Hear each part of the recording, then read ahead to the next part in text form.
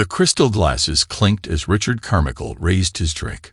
To my son Julian, who turned a small architectural firm into one of the city's most respected companies, his voice carried across Julian Mercer's dining room, where family and friends gathered around the mahogany table. Julian, seated at the head of the table, nodded in appreciation. At 34, he built his reputation brick by brick, just as he designed his buildings, with precision and unwavering dedication.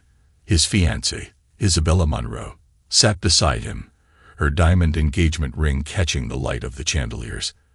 And to Isabella, Richard continued, his expression softening, "In just a few days, you'll officially become part of our family. After losing Julian's mother so young, it warms my heart to see him find such happiness." The guests raised their glasses in unison. Julian squeezed Isabella's hand under the table, unaware of how she subtly tensed at his touch. "I remember when Julian was just starting," Richard shared with the group. "He'd work through nights, sketching designs on any scrap of paper he could find. Now look at him." The Mercer Architecture Group employs over 50 people. "Dad, please," Julian chuckled, but pride colored his voice. "You're making me sound like some kind of workaholic." "Because you are, darling," Isabella interjected, her tone playful but with an undercurrent of something else. "Though I suppose that's what made you so successful." The conversation flowed freely as servers brought out the main course. Julian had spared no expense for this pre-wedding dinner, though the upcoming ceremony would dwarf this gathering in both size and cost.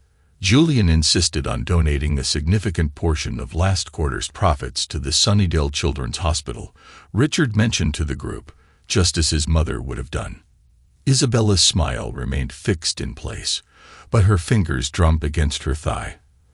The motion didn't escape Victor Langston's notice. Julian's childhood friend and private investigator observed the subtle reactions around the table with professional interest. While the guests enjoyed their meal across town at the Savoy Bistro, a very different scene had played out earlier that day. Isabella twirled in front of a mirror, her mother, Beatrice Fairchild, appraising her daughter's reflection. "The wedding dress is divine, darling," Beatrice remarked, though she added, "I still think we could have found something more exclusive in Rome." Isabella's perfectly manicured nails traced the beadwork. "Julian doesn't understand the importance of appearances. He thinks the local boutiques are perfectly fine." She spat the last words with unveiled contempt, to which Beatrice reminded her, "At least his bank account understands. Once you're married, you can educate him on proper taste or simply bypass his input altogether." The sales assistant approached with champagne, but Isabella waved her away. "I can't wait for this charade to be over.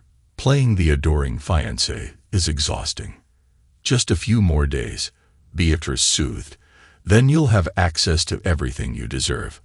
Later that evening, at Marco Bellini, Isabella slipped into a private booth where Marcus Donovan waited. His rakish good looks and expensive watch marked him as exactly the type of man she truly desired. "There's my girl," Marcus murmured, pulling her close for a kiss. "How was dinner with the architect?" Isabella rolled her eyes, wiping her lips. "Dreadful." Another evening of hearing about his humble beginnings and how hard he worked. She mimicked Julian's earnest tone. "I swear, if I have to listen to one more story about his mother's charitable spirit." Marcus traced patterns on her wrist and said, "Think about the payoff, baby. Julian's company alone is worth millions, not counting his personal assets." I know, Isabella sighed, leaning into him. "But sometimes I wonder if we should have targeted someone less involved. He wants to know everything about where I'm going, who I'm meeting. It's suffocating." "That's because he actually loves you." Marcus smirked. "Poor fellow has no idea what's coming." Their laughter mingled with the restaurant's ambient noise as they plotted their future. Neither noticed the couple 2 tables over, one of whom worked for Victor Langston.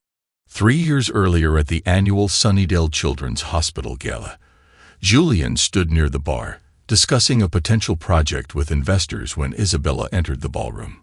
Her emerald dress complemented her dark hair, and her practiced smile drew attention from across the room. "Who is that?" Julian asked a colleague, unable to look away.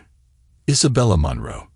Her family used to have money, but I heard they lost most of it in bad investments. She works in art acquisitions now, I think." Julian watched as she navigated the crowd with grace, stopping to chat with key donors. When their eyes met, she held his gaze for just a moment longer than necessary. By the end of the night, they had shared 2 dances and exchanged numbers. "I've never met anyone like you," Julian had told her on their 3rd date, as they walked through the sculpture garden at the museum where she worked. "You understand both the artistic and business sides of my world." Isabella's laugh tinkled like wind chimes. "I was raised to appreciate beautiful things, Julian, including ambitious men who create them." Julian's office buzzed with activity as his team prepared presentations for their newest client, a luxury hotel chain expanding along the coast. He rubbed his temples, fighting fatigue from juggling work demands with wedding preparations. "Mr. Mercer," his assistant inquired as she poked her head in. "Mr. Langston is here to see you." Victor Langston strode in with a casual demeanor at odds with the office's corporate atmosphere. "Looking rough, buddy. Wedding planning is taking its toll." Julian managed a tired smile. "Try coordinating a 300-person event while designing a 30-story hotel. I'm running on coffee and willpower." Victor settled into a chair, studying his friend. "You know, I've been meaning to ask about Isabella's guest list. Some interesting names there. Her mother insisted on inviting half the social register." Julian shrugged. "Why?" "Professional curiosity." Victor leaned forward. "A few of those names have crossed my desk before, not always in flattering contexts." "Come on, Victor, not everyone can be as squeaky clean as you and me," Julian replied. "I'm serious, Julian. Something feels off. Maybe I should." "Don't." Julian's tone carried a warning. "I know you're looking out for me, but Isabella is not some case to investigate. She's going to be my wife." Victor raised his hands in surrender, but concern lingered in his eyes. "Just be careful. That's all I'm asking. You've worked too hard to build this life." Later that evening, Julian remained at the office, reviewing contracts. Isabella had left her phone on his coffee table after stopping by for lunch. He barely noticed it until it buzzed with an incoming message. The screen lit up. Marcus with a heart emoji. Something in Julian's chest tightened as he picked up the phone. The message preview showed clearly, "Don't worry, baby. Her family's money is all we need. Once we're married, we'll make him disappear." Julian's hands trembled as he opened the phone. Isabella had mentioned her passcode once, never thinking he'd need it. More messages filled the screen, each one a dagger to his heart. "Marcus, you should see your place on his company board as a golden opportunity." Isabella, "Trust me, I know exactly what I'm doing." Julian's so desperate to make everyone happy. He never questions anything. "Marcus, just think. A few more days, and we can start moving pieces into place. The prenup won't matter once he's gone." The office seemed to shrink around Julian as he read message after message. 3 years of memories replayed in his mind, each now tainted by deception. His hands clenched into fists, knuckles white with rage. A text from Isabella herself appeared. "Left my phone at your office. Don't look at my surprise wedding plans." Julian set the phone down exactly as he found it, his face betraying nothing as he typed a response from her phone. "Found it. Too busy with work to snoop. See you at dinner tomorrow. Love you." He sat in silence for several minutes, his mind racing through options, the ruthless businessman in him surfacing. If they wanted to play games with his life, he would show them what it meant to truly lose everything. Across town, at an upscale bar, Isabella and Marcus occupied a secluded booth. Her fingers traced patterns on his chest as they talked. "I had to sit through another tedious dinner with his father," she complained, all about Julian's childhood and his precious mother's legacy. "I thought I would scream." Marcus captured her hand, kissing each finger. "You're a better actress than you give yourself credit for." Julian doesn't suspect a thing, because he sees what he wants to see. Isabella's laugh held no warmth. You should have heard him the other day, talking about having children, as if I'd ever carry his child. Just stick to the plan. Marcus reminded her. Once you're married, we'll move carefully. No one will ever connect us to what happens to Julian. I almost feel sorry for him. Isabella amused, then grinned. Almost. Neither noticed the couple 2 tables over, one of whom worked for Victor Langston. Julian sat in his home study, surrounded by documents, bank statements, property deeds, and company shares, his entire financial empire laid bare. He began moving assets, creating new accounts, and shifting control structures. His phone buzzed. Victor Langston was requesting a meeting. Julian had already decided to bring his old friend into his confidence. He needed Victor's resources and, more importantly, his discretion. They met at Victor's office, a modest space that belied his company's success in private investigation. I need everything you can find on Isabella Monroe and Marcus Donovan, Julian stated without preamble. Every account, every connection, every skeleton in their closets. Victor's expression remained neutral. I was wondering when you'd ask. I've already started a preliminary investigation. Julian's eyebrows rose. You knew. I suspected. Certain patterns caught my attention. The way she isolates you from old friends, her sudden interest in company operations, her brother's gambling debts. What gambling debts? Julian asked. Victor pulled out a file. Spencer Reed. That's her brother. His significant money owed to some dangerous people started about 6 months before Isabella met you. Julian absorbed this information, pieces clicking into place. She needed a solution to her family's financial problems. And you were it. Victor hesitated. There's more. Marcus Donovan isn't just her lover. He's been involved in multiple fraudulent schemes, never convicted, but his name keeps appearing in cases of wealthy marks who lost everything. I want them destroyed. Julian's voice carried deadly calm. Not just stopped, destroyed. Can you help me? I'll need time to gather concrete evidence. They're careful. They won't expect anything until after the wedding. We have time, Julian concluded. Over the next few days, Julian maintained his routine. He attended meetings, reviewed wedding details, and played the role of devoted fiancé. But beneath the surface, he was a man transformed. He documented every interaction with Isabella, recorded every call, saved every message. Each sweet nothing she whispered became evidence of her betrayal. Each time she touched him, he imagined her hands around his throat. At the rehearsal dinner, Julian watched Isabella work the room. She charmed his business associates, laughed at his father's jokes, and played the perfect bride-to-be. Only now did he notice how her eyes constantly tracked exits and valuables.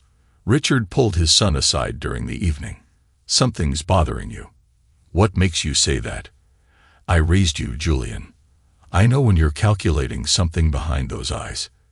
Dad, if someone betrayed you, betrayed everything we stand for, what would you do? Richard's expression hardened. I'd make sure they never had the chance to do it again. Julian nodded, decision crystallizing. I need your help, but first, I need to tell you what I discovered. As father and son talked in hushed tones, Isabella observed them from across the room.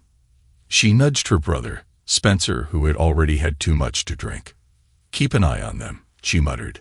Julian's been distant lately. You're paranoid. Spencer slurred. He adores you. That's what worries me. Men who adore women notice when their goddesses have weaknesses.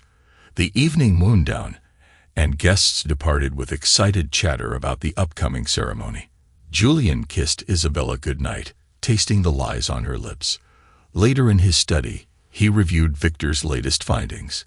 Isabella's debt problems ran deeper than suspected, and Marcus's criminal connections spread wider.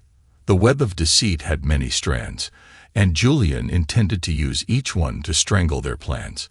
He opened his safe, adding new evidence to his growing collection. Tomorrow, he would begin the final preparations. The wedding would proceed, but not as Isabella and Marcus had planned. Julian stood at his window, ice clinking in his glass. 3 years ago, he had been a different man. Successful but soft, powerful but naive. Now he felt reborn and filled with cold fury, stripped of illusions. They thought his money made him weak, that his love made him blind. They would learn that the same drive that built his empire could tear their world apart. The wedding was 2 days away. Soon, they would understand exactly who they had chosen to betray. The Regent Hotel buzzed with activity as hundreds of guests filed into the grand ballroom. White roses and orchids adorned each table, their fragrance mingling with the anticipation in the air. Julian adjusted his bow tie in the groom's suite, his expression unreadable as his father, Richard, helped with his cufflinks.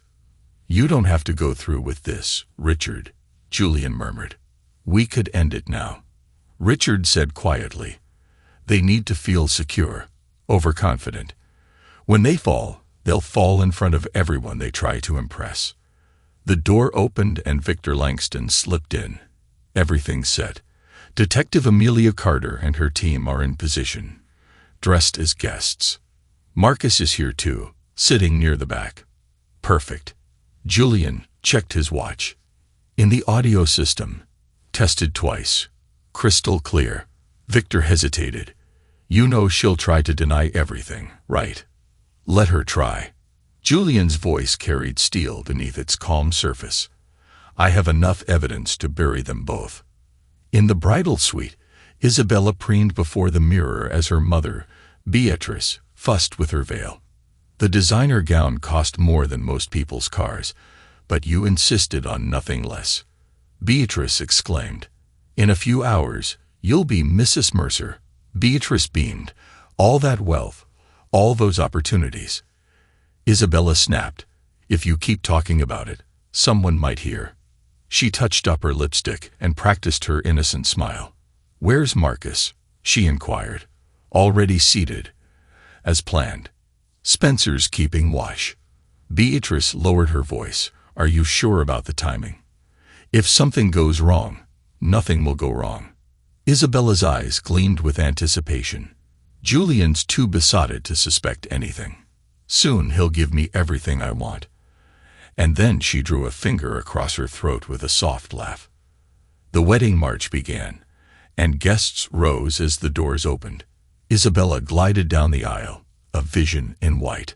Her smile remained fixed as she approached Julian, who waited at the altar with appropriate adoration in his eyes. The priest began the ceremony, his words echoing through the ballroom. When he reached the crucial moment, he turned to Julian. "Do you, Julian Mercer, take Isabella Monroe to be your lawfully wedded wife?" Julian met Isabella's gaze and said, "Actually, I have something I'd like to share first." Before Isabella could react, Julian pulled out a small remote. The ballroom speakers crackled to life, and her own voice filled the air. "Don't worry, baby. Her family's money is all we need. Once we're married, we'll make him disappear." The color drained from Isabella's face as more recordings played, her conversations with Marcus, discussing their plans, mocking Julian's love, plotting his downfall, all laid bare before the stunned audience. "I've been collecting these for weeks," Julian announced, his tone conversational but his eyes burning with controlled rage. "Would you like to hear the part where you and Marcus planned how to access my accounts? Or perhaps the discussion about which poison would be hardest to trace?" Beatrice swayed on her feet as her daughter's true nature was exposed. Marcus tried to slip away but found his path blocked by 2 large men from Victor's security team. "You see," Julian continued, addressing the shocked guests, "Miss Monroe and Mr. Donovan have quite a history of targeting wealthy marks. But they made one crucial mistake." He stepped closer to Isabella, who backed away. "They chose someone who values loyalty above all else." Detective Amelia Carter emerged from the crowd, badge in hand. "Isabella Monroe, Marcus Donovan, you're under arrest for conspiracy to commit murder, fraud, and multiple other charges that will be added as we proceed." Chaos erupted in the ballroom. Isabella's composure shattered as she screamed, "You're lying." He's making it all up. Spencer, his face contorted with rage, launched himself at Julian. You scoundrel. I'll kill you. However, Julian's security team intercepted him smoothly, pinning him to the ground. In the confusion, Isabella's father appeared at her side. He grabbed her arm and pulled her toward a service entrance, an escape route they had planned for a different scenario entirely. Marcus, seeing his chance, broke away from the distracted security and followed. Julian watched them flee, his expression unchanged. He turned to Victor, who already had his phone out. They're taking the east exit. Teams 2 and 3 are in position. But Isabella and her accomplices had prepared well. A car waited in the service alley, engine running. They piled in as shouts echoed behind them, and Marcus barely made it before the vehicle peeled away. This wasn't supposed to happen. Marcus panted in the backseat. How did he know? Quiet. Isabella snapped. Just quiet and let me think. Her father navigated through back streets, avoiding main roads. We need to get to the safe house. We can regroup there.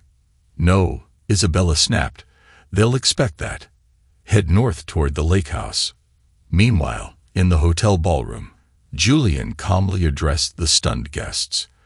I apologize for the disruption. Please enjoy the reception. The food shouldn't go to waste. He joined Detective Carter and Victor in a side room, where monitors showed traffic camera feeds. They're heading north, Victor reported. Just as we predicted, all their obvious bolt holes are watched. Detective Carter added, we have teams ready at each location. Julian nodded. They'll avoid them all. Isabella is not stupid, scared, but not stupid. She'll try something unexpected. He pulled out his phone and dialed Richard. Dad, I need you to contact Judge Phillips. It's time to freeze all their accounts. In the fleeing car, Isabella's phone buzzed with notifications. Her face went white as she read them. My accounts. They're all locked. Even the offshore ones. Marcus confirmed, panic rising in his voice. How did he get access? Those were under false names. Because he's been playing us. Isabella realized, fury and fear warring in her voice. All this time we thought we were the hunters. They switched cars twice, using vehicles that Isabella's father had prepared months ago, but with each move, their options narrowed. Police vehicles appeared with increasing frequency, forcing them down specific routes. They're hurting us, Isabella's father said grimly. With each turn, we have fewer choices. Isabella's mind raced. Everything she'd planned, every detail she'd arranged, had been turned against her. The man she had dismissed as a love-struck fool had orchestrated her complete destruction. Back at his office, Julian reviewed the surveillance feeds with cold satisfaction. How long until they run out of fuel? Victor reported, the car has about half a tank, maybe 2 hours at most. Perfect, Julian murmured, studying the map. They'll head for the warehouse district. It's the only area with enough cover to hide a vehicle and access to the river. He turned to Detective Carter. Your teams are in position at each exit point. She confirmed, they can run, but they're just choosing which trap to fall into. Julian's phone rang with Isabella's number. He put it on speaker, calling to surrender. Isabella snarled, you think you're so clever. You have no idea what I'm capable of. Actually, I do, Julian replied calmly. I know about the insurance policy you took out on me, the offshore accounts, and the other men you've ruined. Did you really think I wouldn't investigate once I discovered your true nature? I loved you once, Isabella tried, switching tactics. We could still... No, Julian cut her off. You loved what I could give you, and now I'm going to take everything from you, just like you planned to do to me. He ended the call and turned to Victor. Make sure that recording gets to the DA. Let's add attempted witness manipulation to the charges. Julian sat in his office, surrounded by screens displaying surveillance feeds, financial records, and police reports. Over the past hours, he had systematically dismantled the lives that Isabella and Marcus had built on lies. Their credit cards are dead, Victor reported, hanging up his phone. "I've also contacted their other potential marks. It seems you weren't the first wealthy man they targeted, but I'll be the last." Julian reviewed a document. "The DA's office is adding charges based on those other cases." Detective Carter's team had found quite a paper trail once they knew where to look. Richard entered, carrying files. "I've spoken with the SEC. They're very interested in Marcus's investment schemes. It turns out he's been running a side business defrauding clients, and Isabella's family. Beatrice is hysterical, claiming she knew nothing. The Royal Club has already revoked her membership." Richard's smile held no warmth. Amazing how quickly the social climbers fall when their leverage disappears. Victor's phone buzzed. "They've abandoned the car. Trying to move on foot through the industrial district." Julian checked the time. "They'll be tired, desperate, starting to turn on each other." He stood, straightening his tie. Time to meet with Detective Carter. At the police command center, Detective Carter greeted them with new information. "We found their last vehicle. They took some supplies but left in a hurry. There was blood in the back seat. It looks like they're fighting among themselves." Julian mused. Marcus is realizing Isabella led him into a trap. He always was a survivor. He'll turn on her to save himself. Meanwhile, in an abandoned office building, the fugitives' alliance crumbled. "This is your fault," Marcus shouted, shoving Isabella. "You said he was an easy mark, just another rich fool we could bleed dry. Back off." Spencer stepped between them, but Marcus was beyond reason. "Do you know what you've done?" Marcus's voice rose hysterically. "My contacts won't touch me. My accounts are frozen. You've destroyed everything. Keep your voice down." Isabella's father hissed. "They'll hear us." But Marcus wasn't finished. "I should turn myself in. Tell them everything. Maybe they'll." The crack of Isabella's slap echoed through the room. "You pathetic coward. After everything we've done, you want to give up. Look at us." Marcus gestured wildly, hiding in abandoned buildings, running from the police. "This isn't what I signed up for." "Then leave." Isabella spat. "Go crawl to Julian and beg for mercy. See how that works out for you." Julian's voice echoed in Marcus's mind. "I'm going to take everything from you." He had seen the cold fury in Julian's eyes at the wedding. There would be no mercy. In Julian's office, Victor reported their location, the 5th floor of the riverfront complex. "They're arguing. It seems the team is falling apart. Send in the tactical unit," Detective Carter ordered. "They're exhausted and emotional. It's the perfect time to move in." "Not yet," Julian countered. "Let them stew a bit longer. The more they fight among themselves, the easier they'll be to break during questioning." Richard studied his son with a mixture of pride and concern. "You've thought of everything." Julian replied, "They taught me an important lesson. Trust should be earned, not given, and betrayal should be punished without mercy." The screen showed 4 desperate figures, once confident in their schemes, now reduced to hiding in darkness. Julian had stripped away their money, their connections, their dignity. But he wasn't finished yet. "Release the information about their other victims to the press," he instructed Victor. "Let's make sure they never find another mark, even if they somehow escape justice this time." "Already done," Victor confirmed. "The story's breaking now. Their faces will be toxic in any social circle." Julian nodded in satisfaction. "Everything I've built, they tried to steal. Now I'll show them the true meaning of ruthlessness, not through violence, but through the complete and systematic destruction of their lives." The night wore on, and the net drew tighter. I watched through the cameras as my enemies turned on each other, their dreams of wealth and power crumbling into accusations and fear. Soon, they will face justice. But more importantly, they will live with the knowledge that they destroyed themselves by targeting the wrong man.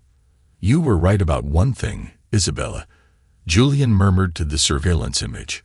"I'm not the man you thought I was. I'm much worse." Julian's office had transformed into a command center. Multiple screens displayed surveillance feeds, financial records, and police reports. Victor worked at a nearby desk, coordinating with his network of informants. Marcus's previous victims are coming forward, he announced, reviewing new reports. 5 so far, each case following the same pattern. A wealthy mark, a romantic entanglement, a mysterious accident. Julian absorbed this information with cold satisfaction. Forward everything to Detective Carter. I want these charges to stick. Richard entered, carrying a thick file. I've traced Isabella's hidden accounts through 3 shell companies. She thought she was clever, using her mother's maiden name. Send it to the SEC, Julian instructed. Let's add tax evasion to their charges. The phone rang. Detective Carter called with an update. We've got movement. They tried to access a safety deposit box at Premier Bank, missed them by minutes, but the bank's security footage is clear. They're getting sloppy. Julian noted, running out of resources. Detective Carter confirmed, down to their last options. Spencer tried to use his credit card at a gas station. Declined, of course. They're burning through cash fast.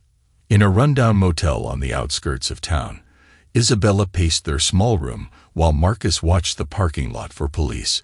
Their designer clothes were wrinkled, their polished appearances beginning to crack. He's hunting us like animals, Marcus muttered. No money, no contacts, no way out. Quiet, Isabella snapped. If you hadn't been so obvious about meeting me, we'd be in a better position. You're the one who couldn't wait to spend your money, always pushing for the wedding date, demanding more expenses. Spencer intervened before they could come to blows. Fighting won't help. We need a plan. Their father, once proud and commanding, sat defeated on the bed. What plan? Julian has destroyed everything. My business contacts won't take my calls. Our accounts are frozen. Even Beatrice's social circle has abandoned her. Because he's ruthless. Isabella spat. The perfect gentleman act was just that. An act underneath. He's a monster. No, her father corrected quietly. He's what we created. We tried to destroy him. And now he's returning the favor. Back at Julian's office, Victor received new intelligence. Marcus is starting to crack. He's made calls to 3 different lawyers, looking for deals. Let him squirm, Julian replied. The longer they're trapped together, the more they'll tear each other apart. Richard studied his son's impassive face. You knew they'd break under pressure. People like them always do. They are predators who think they're invincible until someone bigger comes along. Julian's voice carried no emotion. I'm just proving I'm the apex predator. Detective Carter arrived with fresh evidence. We found their previous safe house. Documents scattered everywhere. Looks like they left in a hurry. But we found something interesting. Photographs and detailed plans for your accident. Very detailed plans. Julian examined the documents. Add attempted murder to the charges. Make sure the DA understands they weren't just after money. They're running out of places to hide. Detective Carter noted. The net is getting tighter. Good. Julian's smile held no warmth. Time to spring the trap. The abandoned warehouse loomed against the night sky, its empty windows like vacant eyes. Julian had chosen it carefully, remote enough for privacy, but close enough for a quick police response. Victor's team had spent weeks preparing it, making it appear neglected while installing state-of-the-art surveillance. They took the bait, Victor reported, watching through cameras as a car approached. An anonymous tip about a safe house worked perfectly. Julian straightened his tie. Detective Carter's teams were in position. All exits were covered. They're not getting away this time, Julian declared. Inside the car, Isabella and her accomplices debated their next move. Their appearances had deteriorated further. Designer clothes replaced by whatever they could grab. Their polished facades were cracking under pressure. This doesn't feel right, Marcus protested. It's too convenient. We don't have a choice. Isabella snapped. We're out of money. Out of options. Unless you'd rather turn yourself in. They entered the warehouse cautiously, with Spencer leading with a flashlight. The space appeared abandoned, dust covering old machinery and crates. "See." Isabella gestured around. "Perfect hiding spot. We can regroup and figure out our next move." Suddenly, the lights blazed on. Julian stood on a metal walkway above them, looking down with cold amusement. Police officers emerged from hidden positions, weapons raised. "Welcome to the end of your story," Julian announced, his voice echoing. "I thought you'd appreciate the dramatic setting." "You scoundrel!" Spencer began to shout, but froze as a laser sight appeared on his chest. Julian descended the stairs with measured steps. "I wanted you to understand something before you go to prison. You didn't fail because you chose the wrong target. You failed because you underestimated what a man will do when betrayed." "We can make a deal," Marcus pleaded desperately. "I know things. Other schemes." "Quiet," Isabella screamed, but Marcus continued. "It was all your idea. The seduction, the wedding, your downfall." Julian watched their unity crumble with satisfaction. "Detective Carter has all the evidence she needs, but please, continue turning on each other. It's entertaining." Isabella's composure finally shattered. "You think you're so much better than us. You're worse. We just wanted money." "No," Julian corrected. "I want justice. Everything I've done is legal. I just turned your own greed and corruption against you." Detective Carter stepped forward. "Isabella Monroe, Marcus Donovan, you're under arrest for conspiracy to commit murder, fraud, and money laundering." As the charges were read, Julian watched his would-be killers transform into common criminals. Isabella fought the handcuffs, screaming threats and accusations. Marcus went quietly, already negotiating. Spencer and her father surrendered with defeated resignation. "How does it feel?" Julian asked Isabella as officers led her away. "Watching your perfect plan collapse." Her response was a snarl of pure hatred, but Julian saw the fear beneath it. She finally understood what she had awakened in him, not just revenge, but ruthless, calculated destruction. The courtroom fell silent as the judge prepared to deliver the sentences. Months had passed since the warehouse confrontation, each day revealing new depths to Isabella and Marcus's crimes. Julian sat in the gallery between Richard and Victor, his expression neutral as he watched his former fiancée and her accomplices face justice. Isabella had lost her polished appearance, prison orange replacing her designer labels, and Marcus's charm had withered under the weight of evidence. The defendants have shown no remorse. Their pattern of predatory behavior, culminating in conspiracy to commit murder, demands severe punishment, the judge declared. Isabella Monroe, 25 years. Marcus Donovan, 20 years. In the prosecutor's office afterward, Detective Carter shared the final tallies. With the other victims' cases, they're facing additional charges in 3 states. They'll never scheme again. "What about Beatrice?" Victor asked. "Social ostracism is her punishment," Julian replied. "For someone like her, that's worse than prison." Later, in Julian's office, Richard poured drinks. To justice served. Julian raised his glass, but didn't drink. "Justice is just the beginning. I'm implementing new background check procedures for my company. No one will ever get close enough to try this again." Richard observed, "You've changed." "I had to," Julian said as he moved to the window, surveying the city lights. "They showed me the world's true nature, and now I'm better prepared for it." Victor joined him. "Any regrets?" "Only that I didn't see through them sooner." Julian's reflection showed a harder man than the one who had fallen for Isabella's act, but the lesson was worth the price. The next morning, Julian reviewed architectural plans for a new project. His company had grown stronger through the scandal, his reputation for integrity enhanced by his handling of the betrayal. A news alert caught his attention. Isabella attempting to appeal her sentence. The photo showed her in court, still beautiful but haunted. Julian closed the alert without reading it. She was part of his past, a costly lesson in trust and consequences. Richard found him working late that evening. The old Julian would have been home hours ago. The old Julian died when he read those text messages. Julian replied, "This version is stronger, smarter, ready for whatever comes next." They stood together, father and son, looking out at the city lights.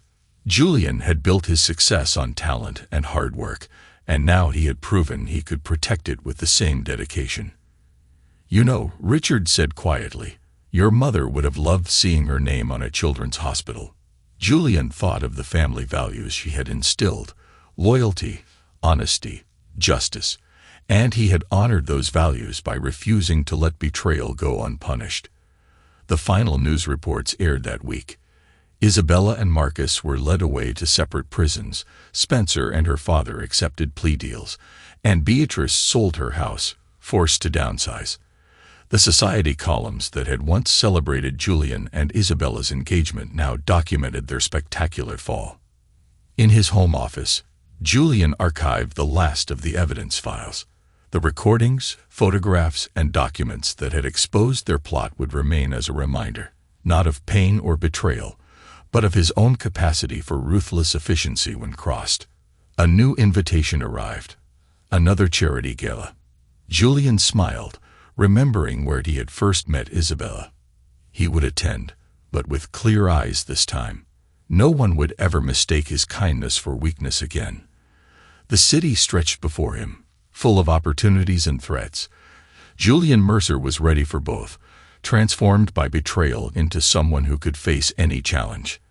Not just a successful architect, but a man who had proven that crossing him was a fatal mistake. He had built his empire brick by brick, and now he had shown he could tear down his enemies with the same precision. The lesson would echo through their social circles for years. Julian Mercer was not a man to be betrayed. 5 years later, the Mercer Architecture Group's new headquarters rose 40 stories into the city skyline, its glass and steel design a testament to power. Julian stood in his top-floor office, now 39, his success evident in the expansion of his empire.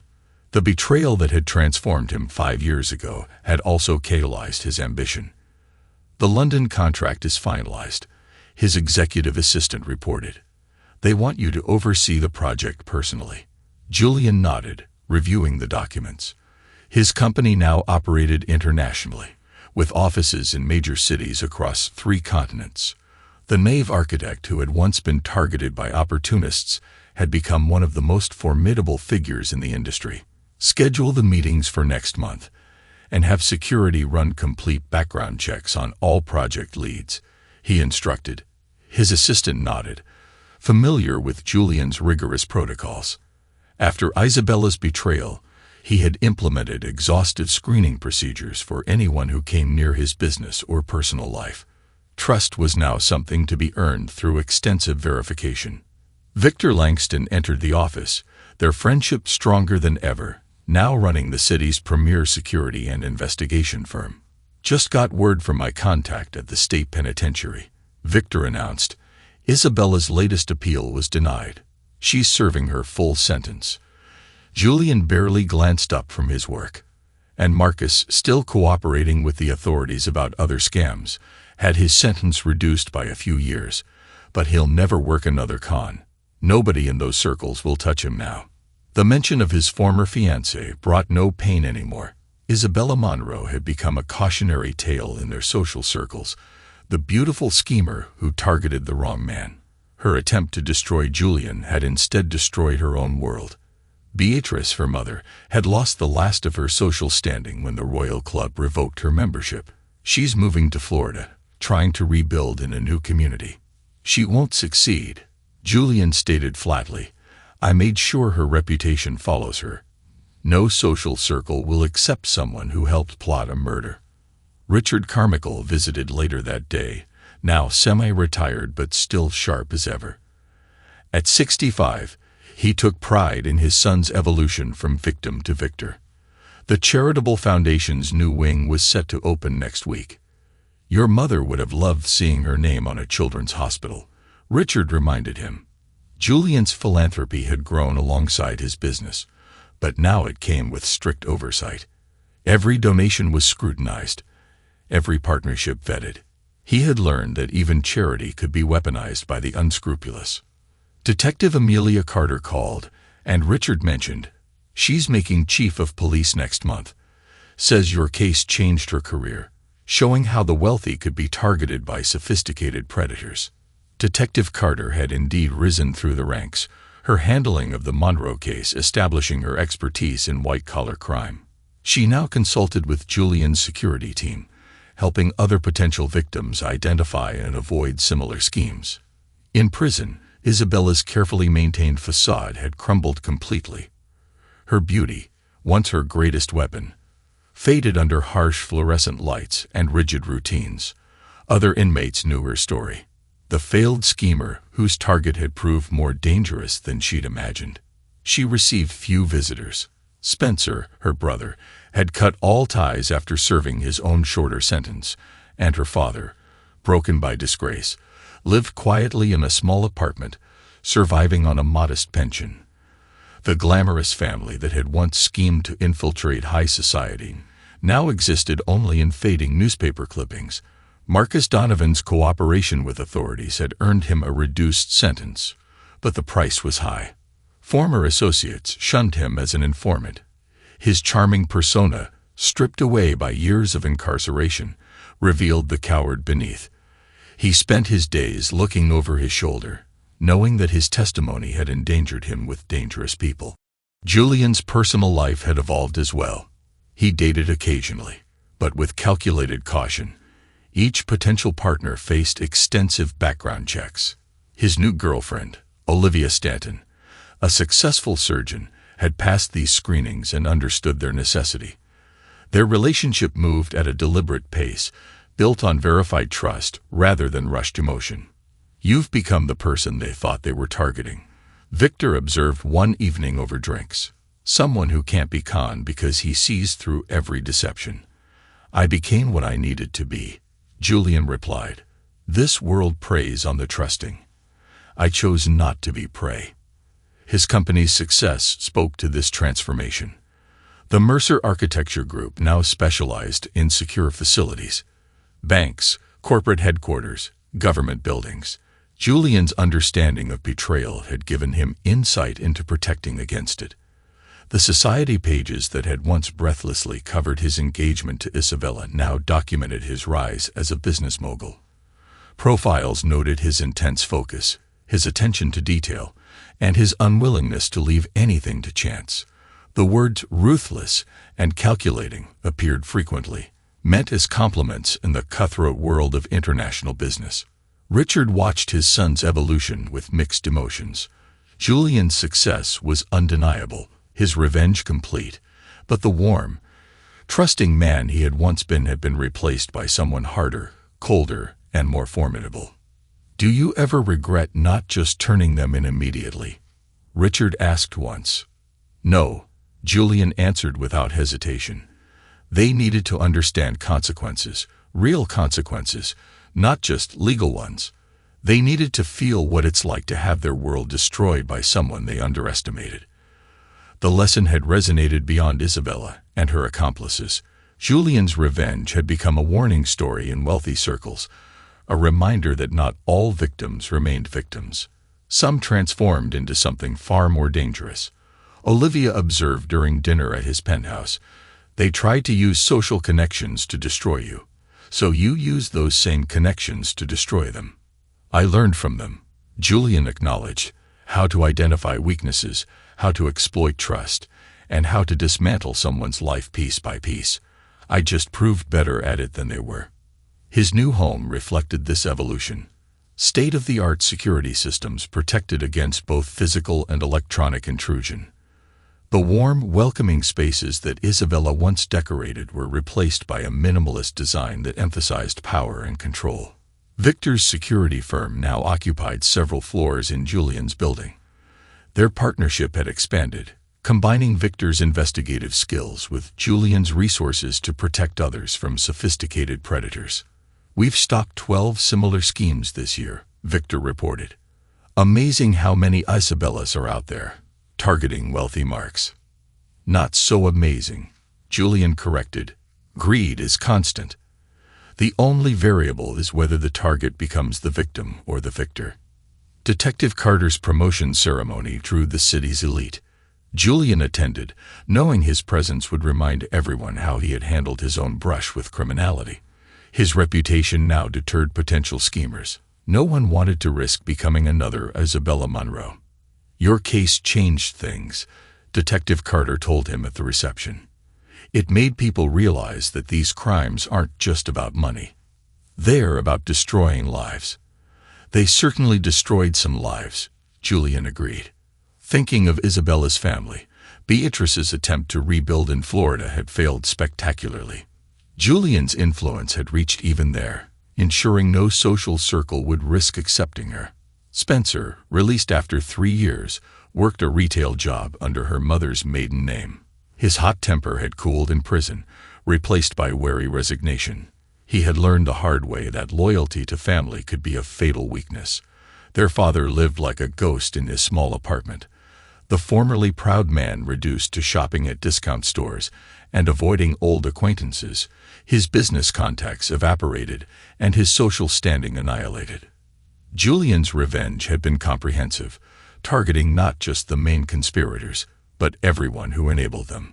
Olivia accompanied Julian to charity events, understanding his need to maintain social appearances while keeping everyone at a calculated distance. She had seen the newspaper articles about Isabella's trial and understood how completely Julian had destroyed his would-be destroyers. "You never talk about her," Olivia observed one night. "Nothing to talk about," Julian replied. "She was a mistake I corrected. Thoroughly." The thoroughness of that correction became apparent when Isabella's first parole hearing approached. Julian's influence ensured the board received detailed documentation of her crimes, including the murder plot. Parole was denied, and she would serve her full sentence. Marcus, despite his cooperation, faced similar obstacles, his sentence reduced but no real freedom. Former associates watched him constantly, waiting to punish his betrayal. He lived in fear, knowing that his protection from Julian's revenge had cost him protection from his former criminal connections. The Mercer Architecture Group continued its expansion. Julian's new projects emphasized security and control, reflecting the transformation he had undergone. His buildings rose like fortresses of glass and steel, beautiful but impenetrable.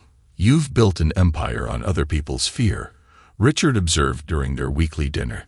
"I built it on understanding human nature," Julian corrected. "People respect strength and ruthlessness. They mistake kindness for weakness. I stopped being kind." This philosophy pervaded every aspect of his life. Employees underwent rigorous screening. Business partners faced extensive background checks, and even charitable donations came with strict conditions and oversight. The transformation that had begun with betrayal was now complete. Julian Mercer had become someone who could never be victimized because he controlled every situation, anticipated every deception, and responded to any threat with overwhelming force. Isabella's cautionary tale lived on in whispered conversations at society events. The beautiful schemer who targeted the wrong man had instead awakened something far more dangerous: his capacity for calculated, ruthless revenge. Her punishment served as a warning to others who might attempt similar schemes. Julian's new office overlooked the city he had helped build, its skyline dotted with his designs. Each building represented not just architectural achievement, but a statement of power. He had transcended the role of victim to become someone his enemies had never imagined. A man who could destroy lives without breaking laws, who could exact revenge through influence rather than violence. "Was it worth it?" Olivia asked him once. "Becoming this version of yourself?" Julian considered the question, looking out at his empire of glass and steel. "They thought they were destroying me," he said finally. "But instead, they created someone stronger, someone who understands that trust must be earned, verified, and constantly monitored, someone who never forgives betrayal." The city lights reflected in the window, casting his reflection back at him. The naive architect who had once fallen for a beautiful schemer had become someone entirely different, a man whose very name made potential predators think twice. The price of this transformation had been his innocence, but the result was undeniable. Julian Mercer had not just survived betrayal. He had transformed it into the foundation of an empire built on the understanding that in this world, trust is a weapon, mercy is weakness, and revenge, when properly executed, is an art form. Thanks to everyone who took the time to listen to today's stories. If you enjoyed it, please consider liking and subscribing if you haven't already. Feel free to share your thoughts on the events in the comments below. Take care.